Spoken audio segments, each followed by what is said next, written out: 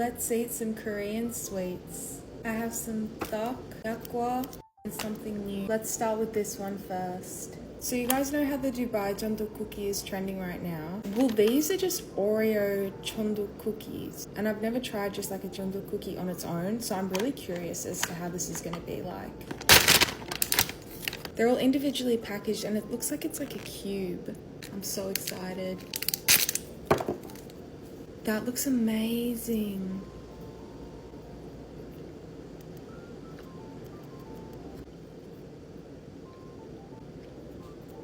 Guys, run to your local Asian grocery and see if they have these. It literally tastes like the outside of the Dubai Jeondu cookie, but it's like Oreo flavored. It's just like that soft marshmallowy like cookie texture.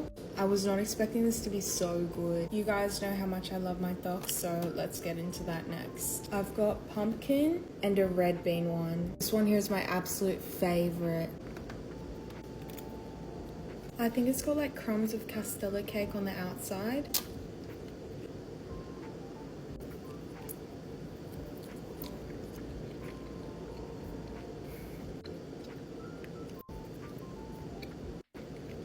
Texture's so bouncy and the pumpkin flavor's pretty strong. I love the texture the castella on the outside adds.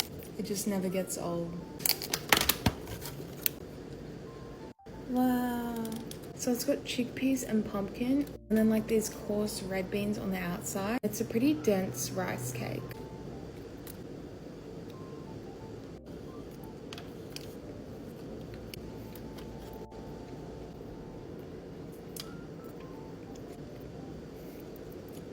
It's just got so much texture and a super earthy flavor.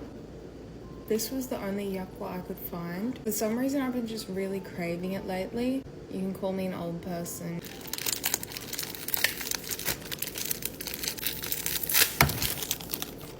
They're always so pretty.